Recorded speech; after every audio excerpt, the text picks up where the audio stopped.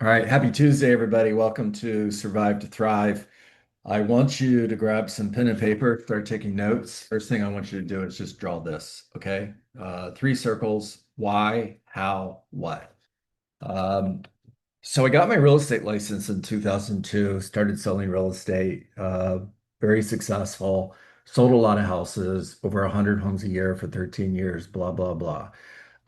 Became a team leader in 2015, had no idea what a team leader was. I remember showing up the first day, and my biggest question is, okay, what's the job description? I really didn't know.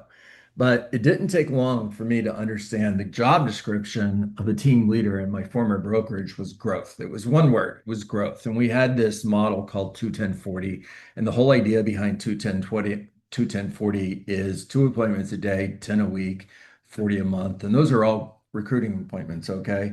The other part of the model was gross 10, net 5. Now, the whole idea behind that is gross 10 agents in order to net 5.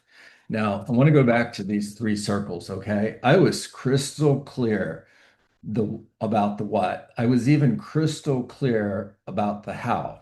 The what was growth, the how was 21040 gross 10 net 5. What I wasn't crystal clear about was the why. And it took me 7 years in that role to get clear on the why, or I probably should say the absence of the why. All right, let me explain what I mean by that. So, the 80/20 rule, and I'm not talking about the 80/20 rule that says 20% of what you do creates 80% of the results. I'm talking about the 80/20 rule that exists in business. And the 80/20 rule that exists in business says that 20% of your sales force is going to generate 80% of the sales. Now, in real estate, um,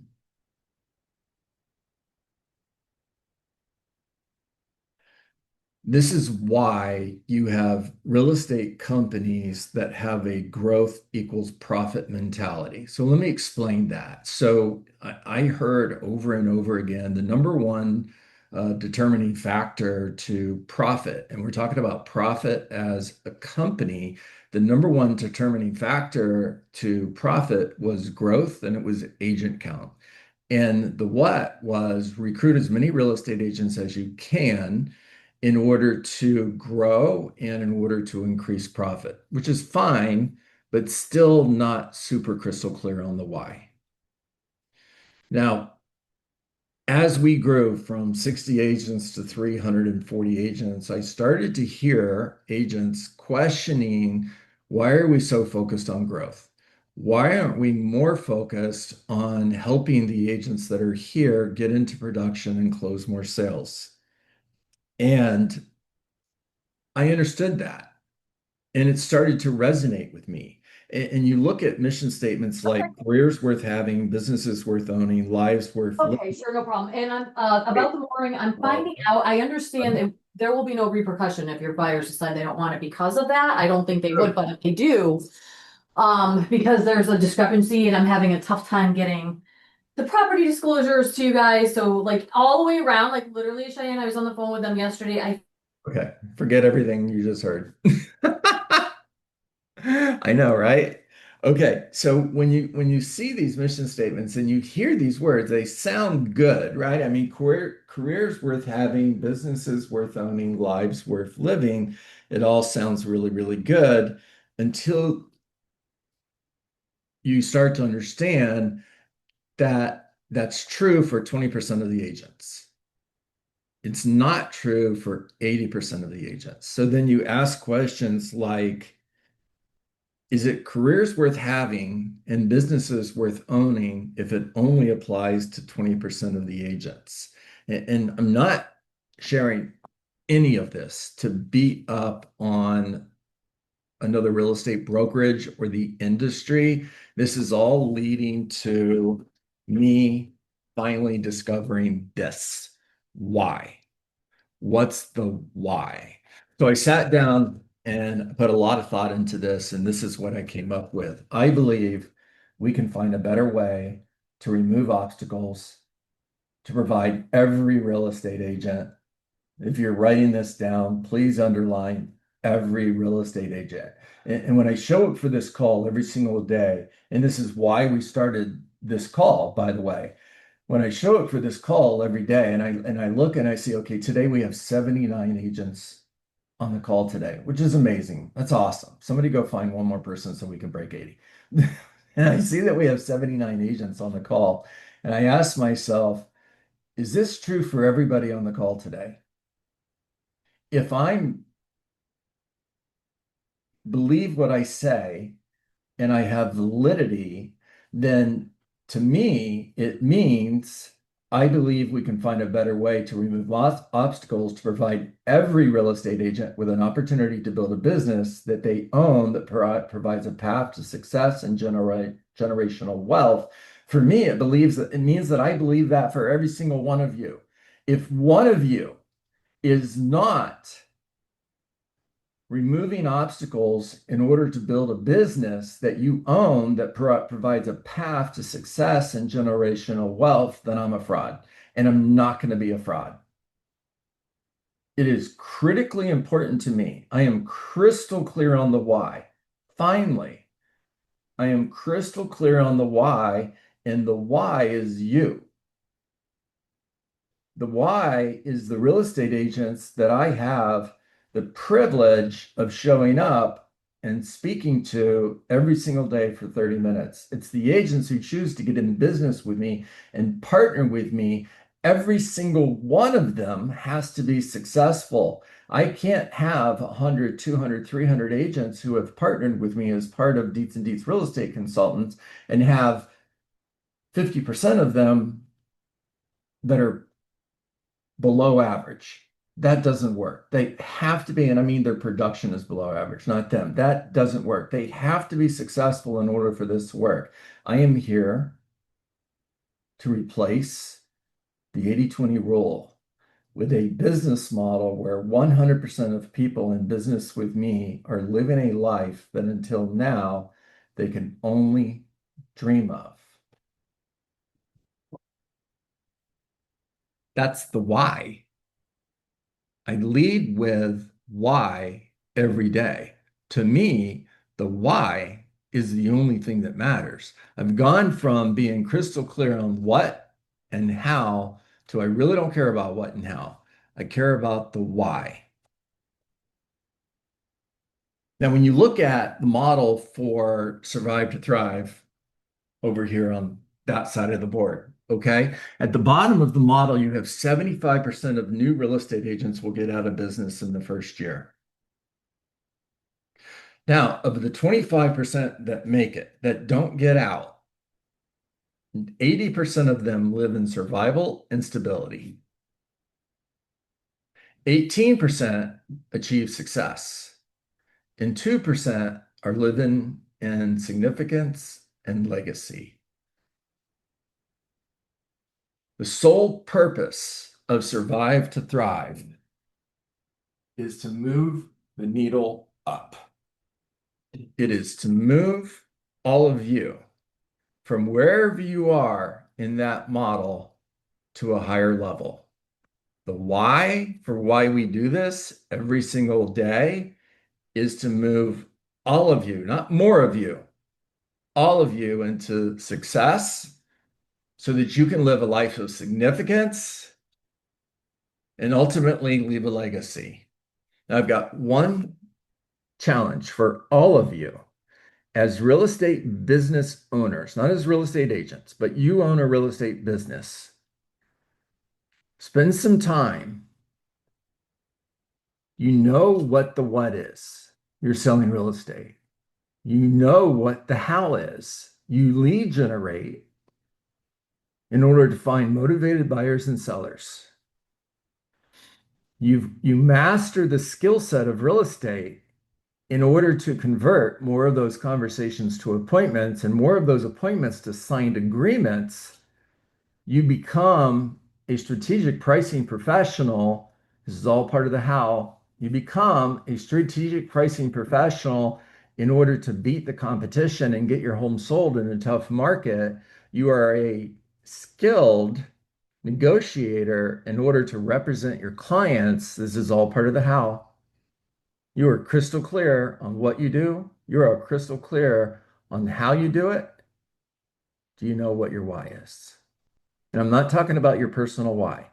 I'm talking about why are you in business as a business owner? What is your why? All right, guys, talk to me. I have hands left up from earlier, so I don't know if it's a new hand up or if you just never put it down. All Sean, right, this is I've gone over this why several times in like growth classes and stuff like that, and this will resonate with some, but not all. When you grow up in a household that might have financial difficulty, sometimes your why's very simple, just to make money. Period. End of story. Just to make money, and that's okay. And finally, I just wrote that down one time. It doesn't have to be majestic. It doesn't have to be magical, this 4 or 5 sentence paragraph that you write about your why. Could be real simple. And mine was real simple: to make money. And it kind of pissed the teachers off a little bit, but that's that's my why. I have other things, but it all begins with that. Sean, I totally get what you're saying. And I love you, brother. And I'm going to challenge you to keep working on this. As a business owner, I need you to find something that will inspire other people. Like like a Lamborghini. I'm not, and never mind. I'm moving on to Jeannie. Let's go, Jeannie Miller. Hi, can you hear me? Okay, so agree with Sean. At first you get into this and you're like, oh, I want to make all this money, and be a successful business. And you always think that it's quantity. And I recently figured out that it's not quality I mean, not quantity in my business, it's quality. Mm, It's um so my business model is a little different because I procure and I list the homes and then I build them. I tear them down and I build them. mhm, So I thought that it's the more that we do, the better my business will be. It's not about quality. It's not about quantity. It's about the quality you provide mhm, in your business, how much how much you're learning. And I didn't understand real estate or this business till maybe 2 or 3 years ago, and I've had my license for 9 years. And when I started, I'm not downing where I started, but when I started, it was like a cold salesperson. The model was you cold call, and I said, there's no way that this is why I got into this business. mhm, That wasn't my why, and so I had to leave. mhm. So for me, I figured out that it's quality. There you go. There you go. You're on the right path. Great job, Jeannie. Let's go, Joanne Kelly. So my why, I feel like this is easy for some people, but I really struggled with it. But early on, I discovered that although I thought my young kids were going to hold me back in real estate, I just realized that actually they were the reason I got into it for them. And so my why became to be there for them no matter what. And then it continues to evolve. And I realized recently that I was able to help us to a place of a better lifestyle. I don't have a lavish life, but we have luxuries that many people who are even just middle class just don't have. And I don't want to take that lightly. I'm That continues to be a portion of my why, but it always remains them. And so now my next why is to have um, a life plan, a cushion for us. So, you put your own oxygen on first because like Sean was mentioning, we did not grow up in poverty, but we did grow up poor. And I always witnessed my parents work very hard, 8 kids. There was nothing went to waste. And so I appreciate that, but also the lifestyle is a big piece for me and my family. So evolving to my retirement phase and that oxygen mask for me so that I know I'm set and then my next phase can be the children. And all along, my community always comes first. But I hope that I hope that I can build it to a point where my why can now be the people beyond just the immediate me and my family. Alyssa, thank you, or Joanne, thank you for sharing. John, I'd like to add one piece. I still really believe in others. And so there's things that I do in my business to give back all the time. That's always a piece of my business as I grow. I got it. I got it. Okay, guys, I have to be quick here because of time. I want to challenge all of you, and please don't anybody take this the wrong way. Watch this video again. This is not a conversation about your big why. It's not a conversation about what drives you to hit your goals. It's a conversation about why are you in business? If you are a business owner, what is the why of the business you own? It's a different conversation. Maybe you're going to have to watch the video a couple times or go watch Simon Sinek's video on the Golden Circle again. Bob, talk to me. Yeah, just a quick acknowledgement for you, John. Your why is why and I'm sure most of us show up for this call for me. You're achieving your goal. August 13th, it'll be 35 years in this business. I've hovered around survival and stability, and because I hired you as a coach, and I'm grateful for you. I'm elevating, and I see great things. I see a light, and I appreciate you, John. Thank you much. Thank you, Bob. Let's go. Kim Crouch. Glad to have you here. Thanks, John. So I just wanted to say thanks for bringing up this question because it's one that I struggle with continuously. Like, I know what my personal why is, but why do I keep doing this business, and why do I want to build it actually into a business and not just self-employment that I've created for myself? And I still don't know the answer to that question. Hard. It is, because it's not, I mean, it's nice to help people buy houses, but does that really impact the world and make it a better place? I mean, yes, it does, but Kim, to what degree? not to interrupt you, I just want to, because you gave me a great opportunity to say this, okay? Yeah. Finding my passion for you guys changed everything. Until then, sell more homes, make more money, take care of my family, build a big real estate office to make all other people a lot of money. Until finding my passion for you guys, getting to a point where I was basically pissed off that so many real estate agents were failing. I was bent on changing that. And finding that passion, that was the game changer. Okay, Kim, please keep going. Yeah, so the one thing I wanted to say that helped me at one point, I heard someone that was very successful in production who made it their purpose to give to an organization that was important to them, and they really had a lot of impact on that, and that kind of helped me with this question a little bit, but I still struggle with it. So thanks for bringing it up. Hard. It's really hard. It took me 20 years to find it. Okay. Hard. All right, Tyann, talk to me. All right, I'll be quick. I have always struggled with the why question, especially when you're looking at the personal why as well. But I think I'm in a unique moment because Joanne actually helped me find clarity in something a while back, probably a month ago. I'm rebranding, I'm redoing everything. I've flipped everything kind of upside down. And I love probate. I love elderly people. I focus on that. So as I've been rebranding, that's my target. I want to be a probate specialist. I want to be there in the harder You can be moments. passionate about this. You can find inspiration in this. Keep going. Yeah.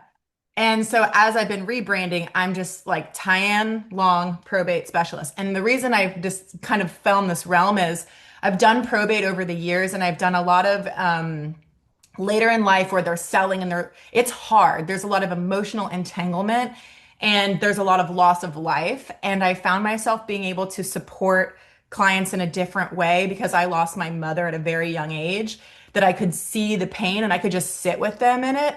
And then I felt this almost like intense gratitude at the end when I was able to help them get through something. And so for me, as I'm rebranding and rebuilding, the emotional support side of real estate is really important for the brand. So I'm still developing this why, but I feel like it might be easier for someone maybe who's like redoing it all and looking at it like, what is the purpose of this for work? But yeah. I'm going to stop you right there. That's a great place to drop the mic.